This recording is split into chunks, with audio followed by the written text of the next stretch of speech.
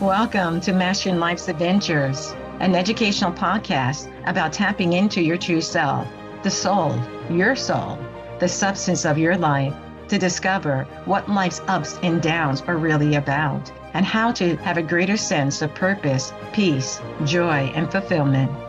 I am Dr. Judith Holder, your host, coach, psychologist, fellow seeker who enjoys diving into the connections between spirituality, psychology, wellness, and your everyday life's adventures. All preparing and polishing you like the facets of a magnificent diamond to be your best self. If you're craving more from your life, you are in the right place. Come, let's journey together and transforming what you know into who you really are. Mastering Life's Adventures begins now.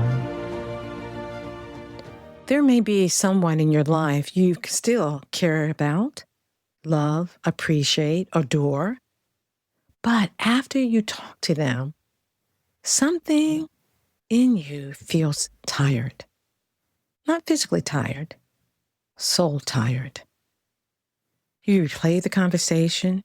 You feel the tightness in your chest. You wonder why a simple exchange feels so heavy. And then guilt begins to rise. You may ask yourself, why does this person affect me so much now? Why can't I tolerate what I used to overlook? Am I becoming less patient, less loving, less spiritual? But what if something deeper is happening? What if your soul is not becoming less loving? And what if, through this Christ, your soul is learning to see from a higher space, place, dimension, and consciousness? Hi, I'm back with another episode of The Key to Soul Progress. And today, we're going to dive a little bit deeper into soul discernment. Soul discernment is not judgment. It's not suspicion. It is not spiritual superiority. I'm not talking about that. And it is not the closing of the heart. What I will say is soul discernment is the soul's God-given capacity, awakening through the Christ to recognize the difference between what draws you toward God, truth, love, wisdom, peace, and right action, and what pulls you back into fear, resentment, confusion, ego, reaction, or self-abandonment. This is higher than ordinary human discernment. Human discernment often asks, do I like this? Do I agree with this? Does this make me comfortable?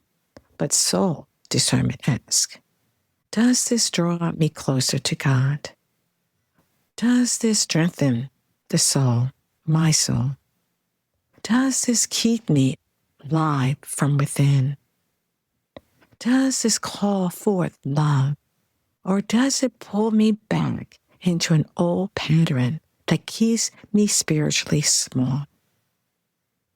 And for many women in midlife, this question begins to rise with surprising force. Midlife is often a re-seeing stage. It is not just about age. It is not just about changing roles, family transitions, work transitions, physical changes, or the awareness that time is moving differently. At a deeper level, midlife can become a soul threshold. The soul begins to ask, is this still true to me? Is this still aligned? Is this still the way I am called to live? Is this relationship, this role, this pattern, this emotional agreement still helping me grow towards God? And that can be unsettling because many women have spent years being the dependable one. We've talked about in past episodes. Being dependable given you examples of being the dependable one with different stories, and we've talked about with Rebecca and Claire and others.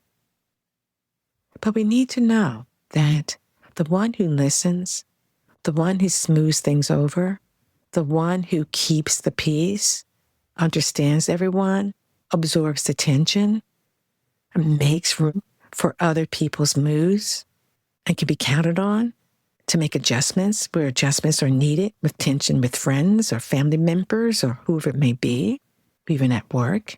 These can be beautiful expressions of love when they are guided by God.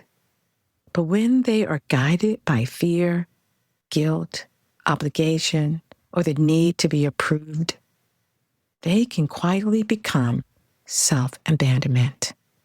We don't think about it that way, but I invite you to. Self-abandonment. So then when midlife comes and the soul says, I can't keep doing this in the same way, that is not selfishness. That may be awakening. Let's imagine Claire. Claire has a longtime friend named Marlene. They have known each other for years. They have history together. They have shared seasons of life. Claire cares about her. She has prayed for her. She has listened to her through disappointments, family frustrations, health worries, work stress, relation conflicts. But lately, something has changed. Every time Claire sees Marlene's name come up on her phone, her body reacts before her mind does. Her shoulders tighten. Her breath changes. She feels the old familiar pull. I need to answer. I need to be there. I need to listen. I need to help. So she answers. And within minutes, the conversation has the same rhythm. Marlene talks, Claire listens. Marlene complains, Claire comforts. Marlene repeats the same problem. Claire offers the same gentle encouragement. Marlene dismisses every possible next step. Claire tries again. And by the time the call ends, Claire feels empty, drained. Then comes the guilt. She's my friend. She needs someone. Maybe I'm being unkind. Maybe I'm just tired. Maybe I should be more spiritual than this. But deep down, Claire knows something is different. The issue is not that she no longer cares.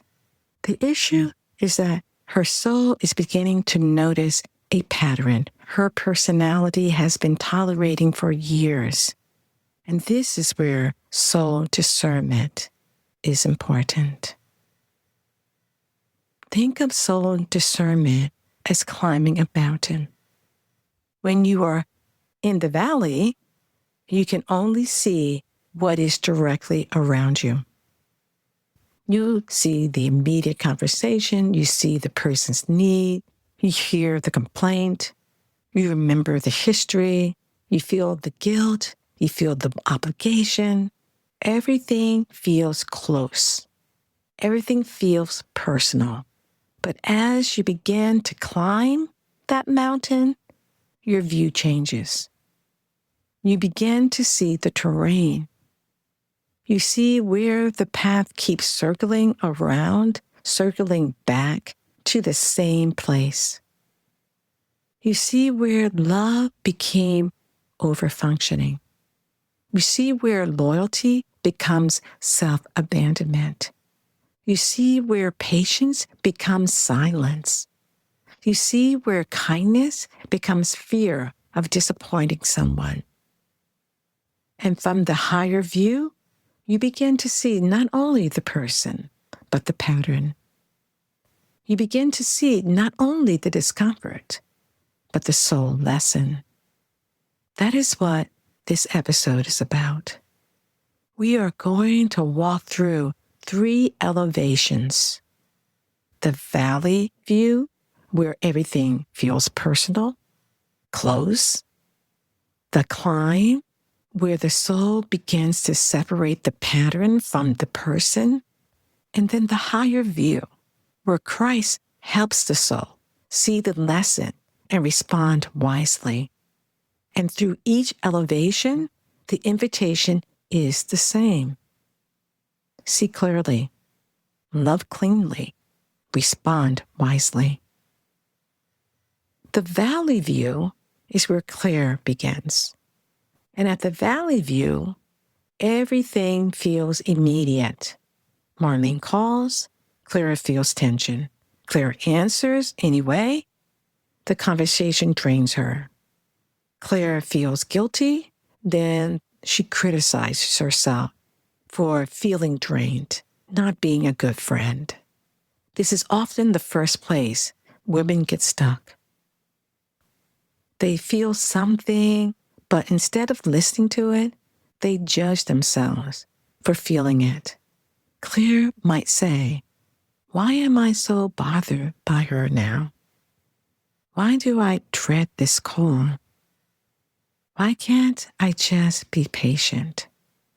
Why do I feel resentful when I know she is struggling? Maybe I'm becoming cold.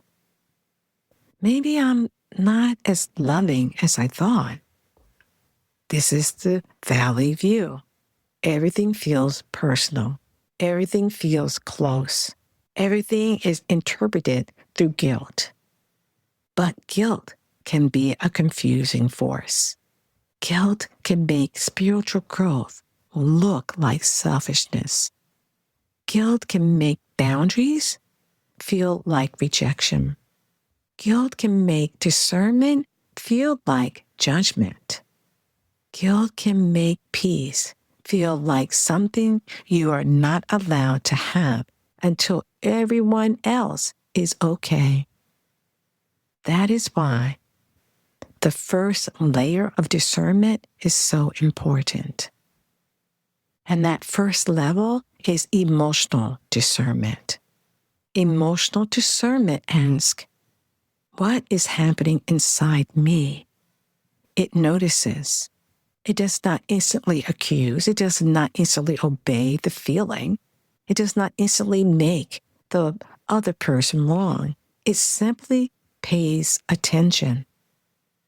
And after the call with Marlene, Claire notices that she feels heavy. Her thoughts are racing. She replays what she said. She wonders if she should have said more.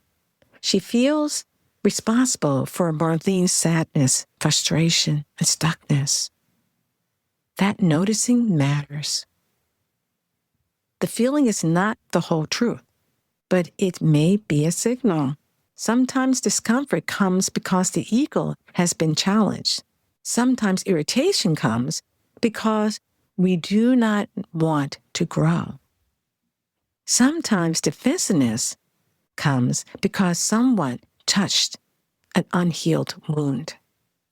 So emotional discernment does not mean every feeling is automatically wisdom. But it does mean the soul is saying, pay attention. This is the first step. So clearly, do not condemn the feeling. Observe it. Ask, what is this revealing?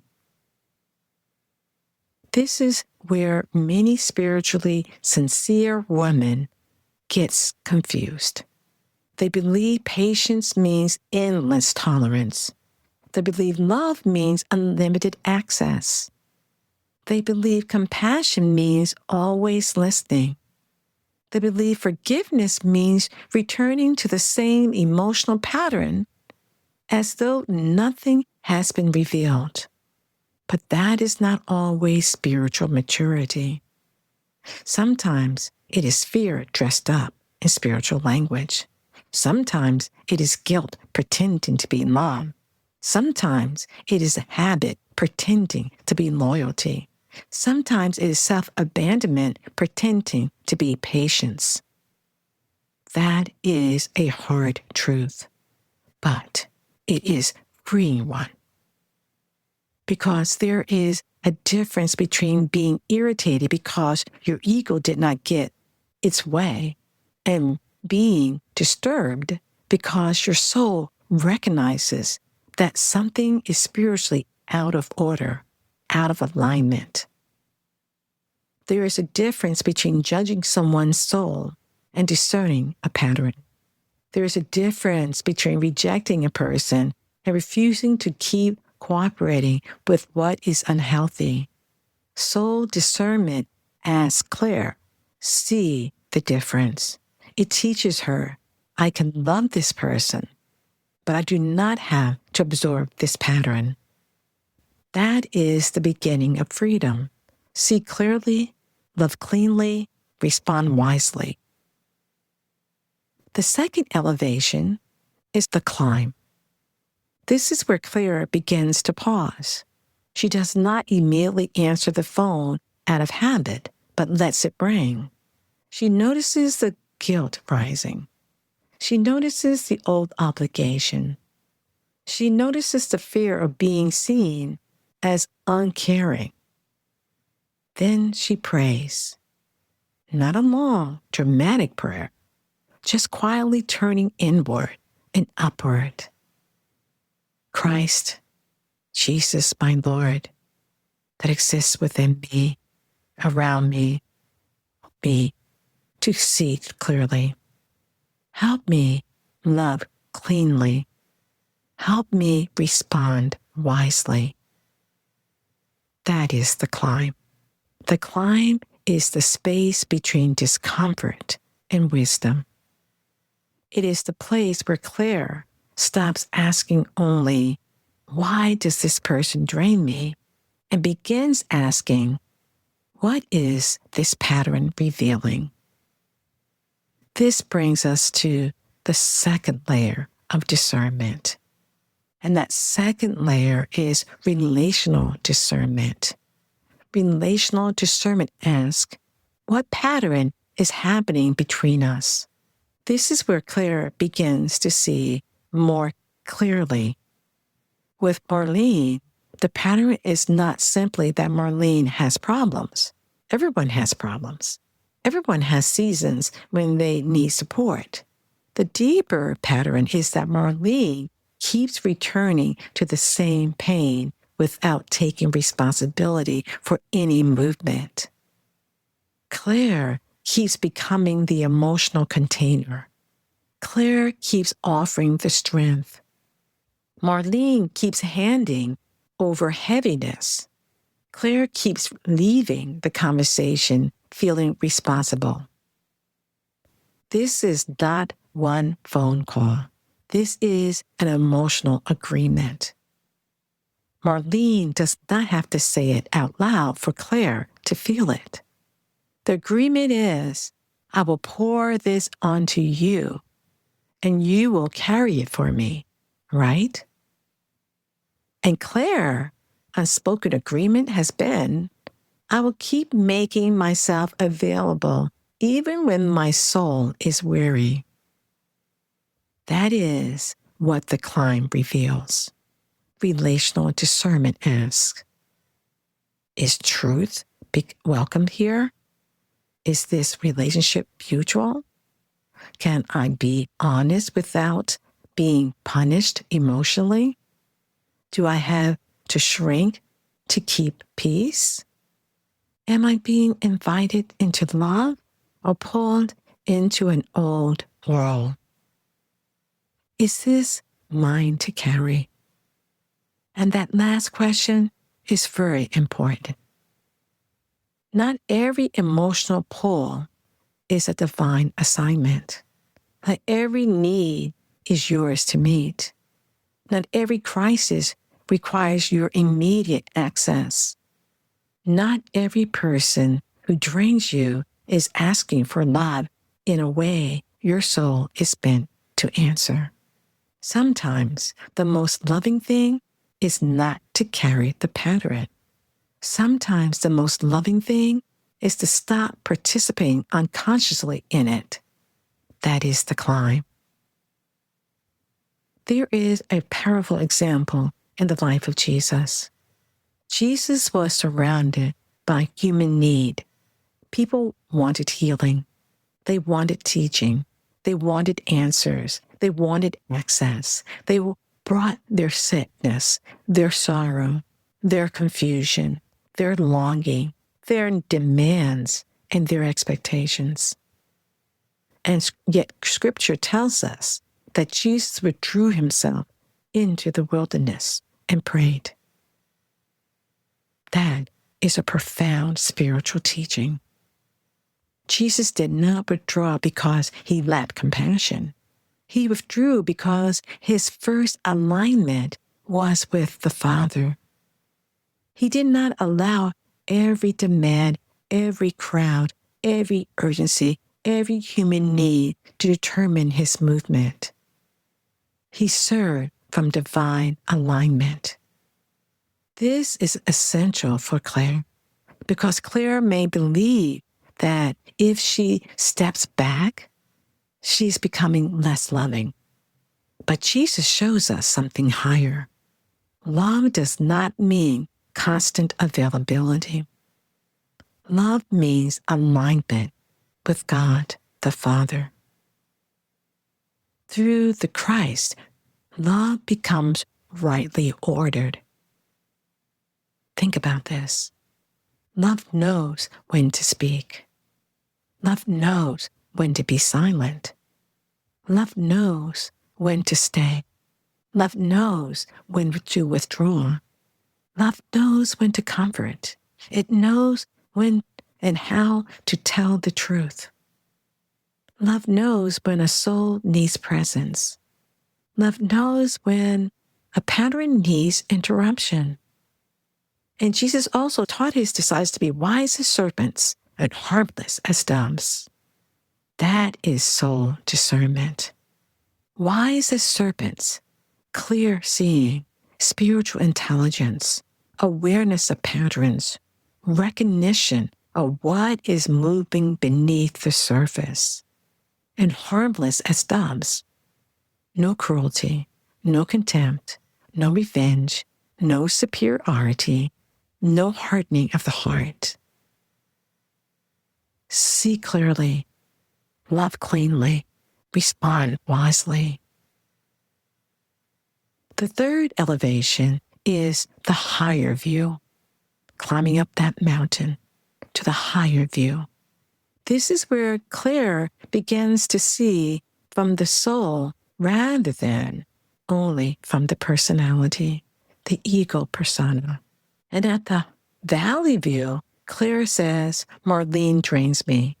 During the climb, Claire says, this is a pattern. And at the higher view, Claire says, what is my soul learning through this?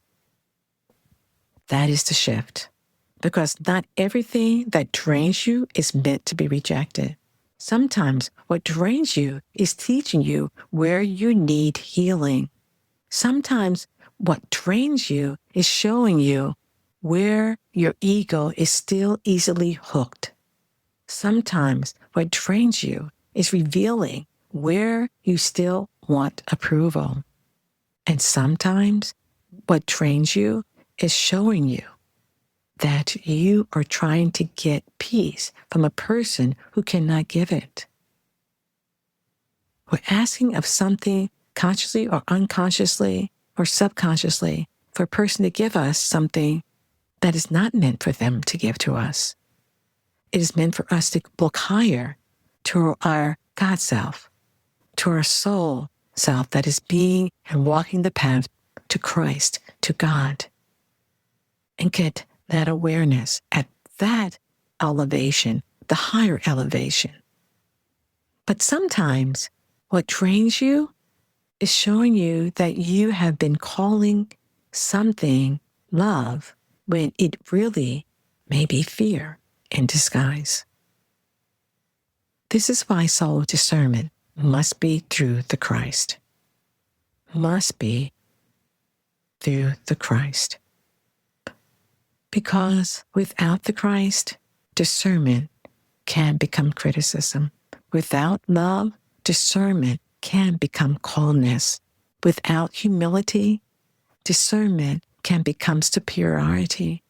Without prayer, discernment can become reaction, wearing spiritual language. But with the Christ, with Jesus, discernment becomes holy seeing. It becomes the soul's ability to recognize what is true without losing compassion. And wise teachings, ancient teachings, have reminded us that the soul must learn to distinguish between the real and the unreal, between divine love and attachment, between spiritual strength and emotional habit, between the voice of the Christ, the prompting of the voice from God, the Creator, and the noise of the lower self. And the third layer is soul discernment. Soul discernment asks, does this person, pattern, conversation, or environment help me live closer to God, truth, peace, love, wisdom, right action? Or does it pull me back into fear, resentment, bitterness, confusion, ego, reaction, people-pleasing, abandonment of yourself, or spiritual forgetfulness? This is the deepest question. And for Claire, the answer may not be simple. She may still love Marlene. She may still care about her. She may still want good for her. She may still pray for her. But now Claire sees that love does not require her to be the endless container for another person's unwillingness to grow.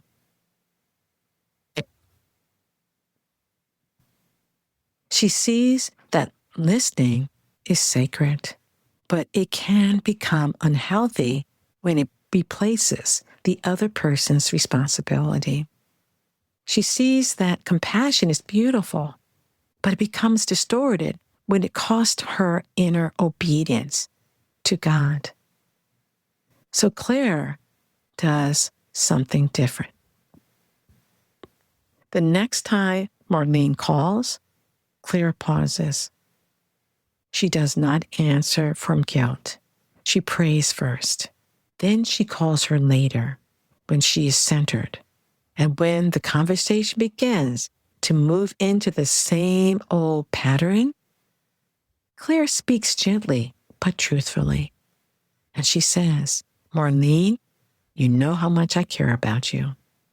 And I've noticed we keep coming back to the same place. I want to support you, but I do not think it is helping either of us. For me to only listen while you carry the same pain in the same way. What do you think God may be asking you to face or do differently? That is not harsh. That is love with clarity. That is soul discernment expressing through right speech. Claire is not rejecting Marlene. She's refusing to keep participating in the pattern unconsciously. That is different. One of the signs of soul discernment is maturing is that your speech changes. You do not need to attack. You do not need to over-explain. You do not need to prove your point. You do not need to make the other person wrong in order to honor what is true within you.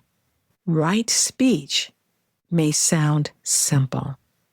I need to pause before I respond. I am not able to have this conversation in the same way. I care about you. And I also need to be honest. I am noticing this pattern is not healthy for me. I need some space to pray and think. I want to respond from peace, not reaction. These are all the different statements that may be percolating within Claire and helping who she's speaking to, which is Marlene, to be aware. This matters because soul discernment is not only about what you see. It is about how you act once you see. If the soul sees clearly, but the personality speaks harshly, the lesson is incomplete. If the soul recognizes a pattern, but the ego uses that recognition to feel superior, the lesson is incomplete. If the soul senses misalignment, but fear keeps you silent forever, the lesson is incomplete. Soul discernment asks for alignment between seeing, speaking, and acting. That is why it is a key to soul progress. It helps the soul stop living divided. See clearly, love cleanly, respond wisely. So if certain people drain you now, pause before you condemn yourself. You may not be becoming less loving. You may be becoming invited to love from a higher place, a place where compassion no longer requires self-abandonment, a place where peace no longer has to be sacrificed to prove that you care, a place where you can honor another person's soul without cooperating with every pattern they bring, a place where you can see from the mountain, not only from the valley. The valley says, why does this matter to me? The valley says, why does this bother me? The climb says, what is this revealing? The higher view says, what is my soul learning? And how is the Christ inviting me to respond? This is soul discernment. It is not closing the heart. It is the purification of sight. It is the soul learning through the Christ to recognize what belongs to love, what belongs to fear, what belongs to God, and what no longer belongs to the path you are being called to walk. So, this week, consider one relationship, one conversation, one environment that has been draining you. Do not rush to judge it. Do not rush to fix it. Do not rush to blame yourself. Bring it into prayer. Ask, what am I seeing from the valley? What am I being shown in the climb? What might my soul see from the higher view? Then listen. Because sometimes the draining thing is not there to harden your heart. Sometimes it is there to awaken your discernment. Something to think about. Bye for now. And you can find my podcast episodes on Apple, Spotify, YouTube, and at Judith, MLA.com. Thank you for joining me for this episode on Mastering Life's Adventures, being your best self through soul evolution. If you have enjoyed what you've heard today, I would be delighted if you would share this episode with others, leave a thumbs up, and subscribe to my Mastering Life's Adventures podcast. Look forward to your joining the next episode. Please leave any comments or suggestions you might have below. Bye for now.